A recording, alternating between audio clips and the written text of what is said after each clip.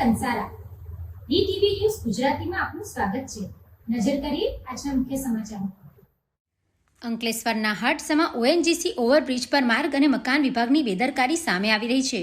રોડની બંને બાજુની રેલિંગની કેટલીક જગ્યાએ ઝાડી ઝાંખરા રોડની અંદર સુધી વધી જતા અકસ્માતની ભીતિ સર્જાઈ છે.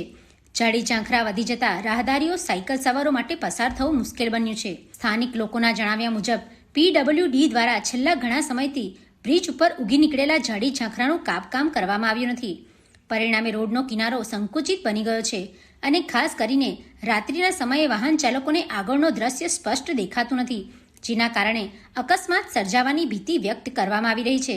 દિવસ દરમિયાન ભારે વાહન વ્યવહાર ધરાવતા આ બ્રિજ પરથી રાહદારીઓ, વિદ્યાર્થીઓ તેમજ સાયકલ સવારો મોટી સંખ્યામાં પસાર થાય છે, પરંતુ ઝાડી ઝાંખરાના કારણે તેઓને રસ્તાની સાઈડ છોડીને મુખ્ય માર્ગ પર ચાલવું પડે છે, જે અકસ્માતને આમંત્રણ સમાન છે.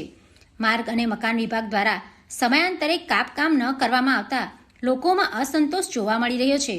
નાગરિકોએ માંગ ઉઠાવી છે કે માર્ગ અને મકાન વિભાગ તાત્કાલિક બ્રિજ ઉપર સફાઈ અભિયાન હાથ ધરી ઝાડી ઝાંખરા દૂર કરે તેમજ માર્ગ સલામતીના જરૂરી પગલાં ભરે, જેથી કોઈ અનિચ્છનીય ઘટના બનતા પહેલા સમસ્યાનો કાયમી ઉકેલ આવી શકે.